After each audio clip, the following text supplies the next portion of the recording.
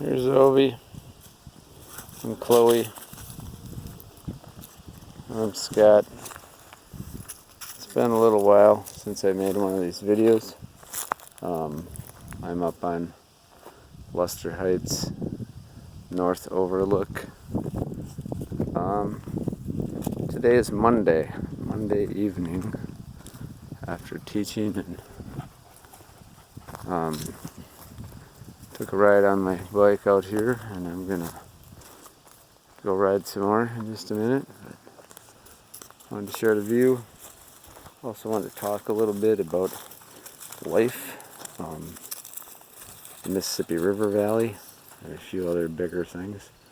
But as you can see, if you're able to pick it up on this video, the trees out in the Mississippi River Valley, many of them have died off. So the dead trees you see are not losing their leaves because it's autumn. They lost their leaves because of flooding, and that flooding caused mostly by climate change. So, the other part that I wanted to just bring up was that you're looking at a Mississippi River Valley that has been completely created by humans. So humans now have left their mark on virtually everything. And not all of that has been bad, but a great deal of it has been permanent and definitely not natural.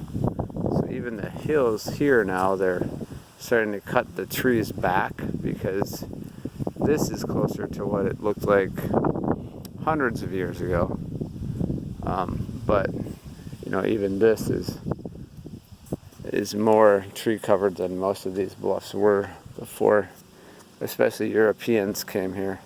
So now this valley is, contains a river that is completely controlled by locks and dams, and by dredging and by all kinds of other human interventions. So part of why they call this period the Anthropocene era, or the Anthropocene era. The idea being that it's the era of humans. Some people don't really buy that. I guess most historians do. There are, archaeologists and anthropologists who also agree with it.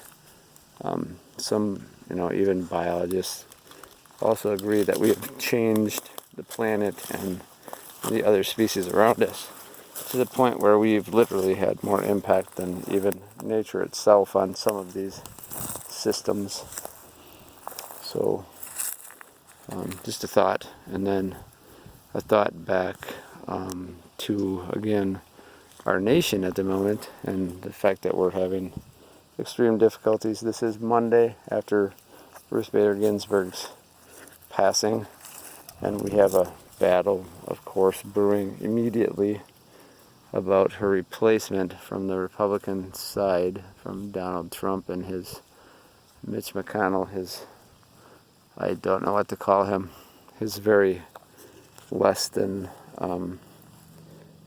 honest, less than a man that has very little character, obviously, because we have a current situation that Mitch McConnell, who said he would not pass a justice for Barack Obama, our first and only black president in the United States ever, because he wanted to let the voters decide, is now not, going to even let Ruth Bader Ginsburg be remembered before he's already decided that he's going to replace her as soon as possible. So total, double standard, absolutely. And then Trump says he has a constitutional obligation, like somehow that wasn't the case when Barack Obama was president. So all these double standards make me sick. I mean, I guess I'm a pretty straight shooting kind of a person and have a tendency to, enjoy honesty and forthrightness, and I believe that our actions speak much louder than our words, or even often our grand ideas, like this idea of creating this Mississippi River way, or all of these watersheds that flow into the Mississippi River being controlled by humans, instead of, reverting back to nature, which is what we've decided to do. The Corps of Engineers has been doing this, the DNR has been doing this, the Fish and Wildlife Service has been doing it. Many of those people do work diligently to try to make this a better place. However, had we left it the way that it originally was, it may be better. So even when we look at the United States currently and the system that we have a variety of people really, really, really working to take things literally backwards in time instead of in a progressive forward way. Again, the Mississippi River, bringing it back into this, natural perspective. We've learned that what we've done to this world, this planet, this earth, many of it has had negative consequences.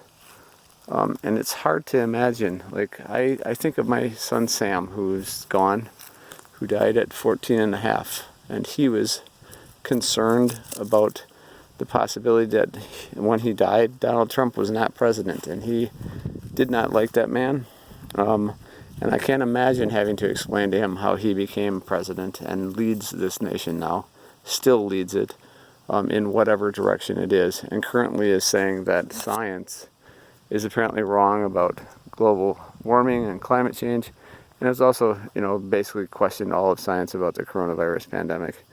It makes me think that we are being led by a man who, unfortunately, needs a better education. And as someone who has a great deal of respect for educators and for science, I find it appalling. And the science of our system that we have in the world, as far as anthropology, archaeology, environmental studies, environmental impacts, environmental, climate change, environmental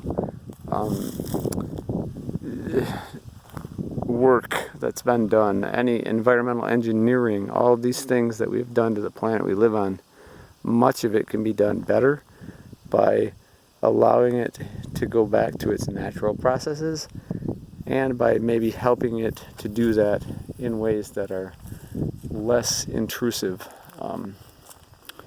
much like our own system of government. Was literally a copy of what was happening in many of the native tribes that were here, because they allowed them to have a democratic, more organized, more egalitarian society. So, our Constitution was partly taken from native people who had a constitution before us. So, all of this stuff has been copied and redone, and is continuing to be redone and recopied, and I'm hoping that we can show some character. I guess I think, of things like the native people in this area spoke of things like thinking 7 generations into the future. And I worry, and I honestly have been so sad the last few days thinking about how we seem to have forgotten that. We seem to have dropped that.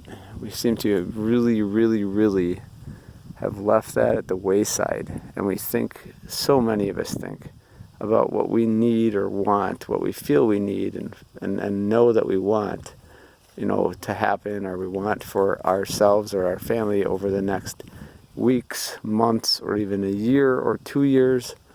But rarely do we think about what our children's children or what our grandchildren's children might have left if we continue to treat this planet the way we are, and if we continue to treat each other the way we have been, and disrespect people who have worked their entire lives to make this place better for the majority of the people, and to be inclusive, and to care about others. All of this vitriolic hate toward one another is getting us nowhere.